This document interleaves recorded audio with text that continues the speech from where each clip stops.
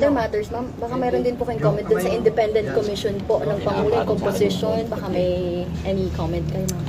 Pag ikaw presidente ba, tapos alam mo na kung anong nangyayari,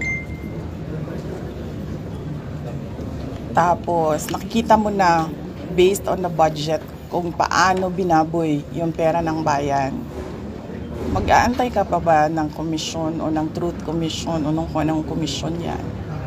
Actionan mo kasi kaagad dapat yan eh.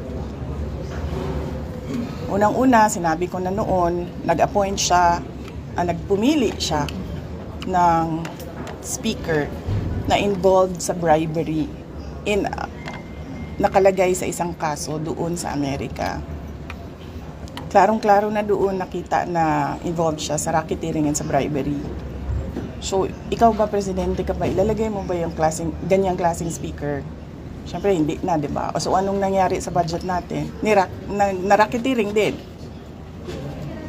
yung budget natin. Tapos, siyempre, sumabog na. Hindi ako makapagsalita sa Department of Public Works and Highways, pero makapagsalita ako sa DepEd kung anong nangyari. At sinabi ko na sa inyo. Sinabihan na siya, alam niya.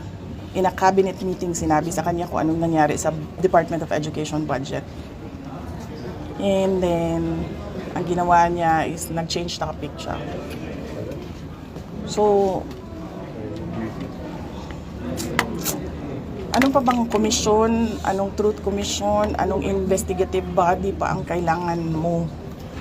Nandyan na yung budget, nakikita natin kung paano siya kinuha. Diba dapat nun, diretso mo na gawin, tanggalin mo na yung speaker mo, ayusin mo na yung, sabihan mo na yung mga kaalyado mo sa House of Representatives, ayusin niyo yung budget, tapos panagutin mo na yung mag-lifestyle check ka na dyan sa mga congressman at sa mga staff nila. Dami dyan, may bahay sa abroad.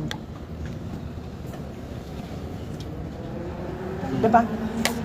Masyado siyang, hindi niya alam kung anong gagawin at masyado siyang mabagal gumalaw. Nagmamadali ang Pilipinas eh. Pero alam niya lahat to, ma'am.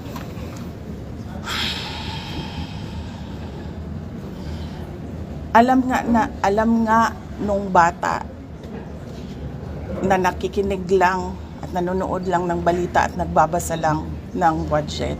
Presidente pa, hindi niya alam.